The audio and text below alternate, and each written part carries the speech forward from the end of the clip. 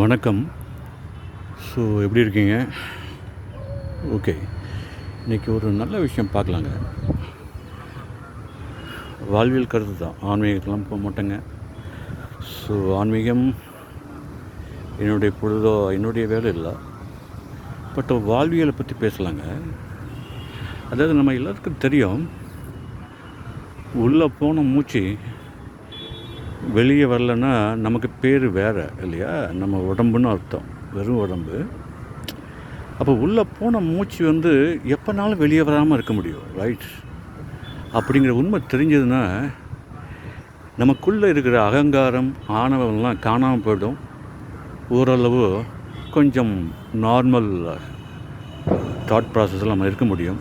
So இது ஒரு point, இதை எடுத்துக்கோங்க. பட் நான் சொல்ல வந்த கருத்து என்னென்னா, எப்படி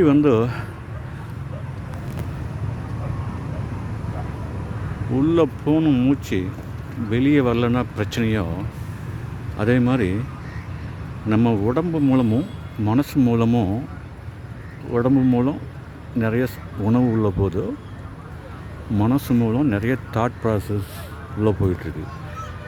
எப்படி இயற்கையாக உள்ளே போன மூச்சு வெளியே இயற்கையாக போயிட்டு இருக்குது, நம்ம வாழ்ந்துக்கிட்டு இருக்கோம் இல்லையா? அதே மாதிரி நம்ம சாப்பிட்ட சாப்பாடும் இயற்கையாக வெளியே போகுது. அதே போல் தான் நமக்கு உள்ள தாட் ப்ராசஸ் இல்லையா, அதுவும் வெளியே போயிட்டுருக்கு சார். கரெக்டாக? அப்போது உள்ளே போன சாப்பாடு இயற்கையாக ஜீரணமாகி வெளியே போகுது, உள்ளே போன மூச்சு இயற்கையாக வெளியே போயிட்டுருக்கு, நம்ம வாழ்ந்துட்டுருக்கோம்.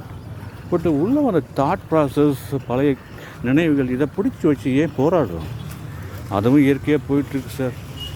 இதை புரியாமல் தாட்டை கண்ட்ரோல் பண்ணுறேன், தாட்டை ரெகுலேட் பண்ணுறேன் அப்படின்ட்டு நம்ம நிறைய ஆன்மீக வகுப்பு, மோட்டிவேஷன் கிளாஸ் போயிட்டுருக்கோம் இல்லையா? அது சரியாக தப்பாக சொல்கிறதுக்கு நான் தயாரில்லை. பட் அதெல்லாம் தேவையானு பாருங்கள். இந்த 3 பாயிண்ட் தெரிஞ்சால், உள்ளே போன மூச்சு இயற்கையாக வெளியே வருது. நம்ம 90 வருஷம் வாழ்ந்துட்டுருக்கோம், 100 வருஷம் வாழ்ந்துட்டுருக்கோம், ரைட்? இயற்கையாக போகுது. அதே போல் உள்ளே போன உடம்பும் இயற்கையாக வெளியே போயிட்டுருக்கு. ஆனால் மனசு மூலம் உள்ளே போன நிகழ்வுகளும் கண்டிப்பாக போகுதுங்க. இந்த 3 பாயிண்ட் தெரிஞ்சாச்சுன்னா, தாட்டு, எனக்கு வலிக்கு, கவலை, கோபம், பழைய வருத்தங்கள், இது எல்லாமே தேவையற்றது. அது ஆல்ரெடி போயிட்டுருக்கு அப்படின்னு புரியும். இதை சொல்ல தான் நான் கால் பண்ணேங்க. Take care of your time and energy. Utilize your time and energy in an effective way. Thank you.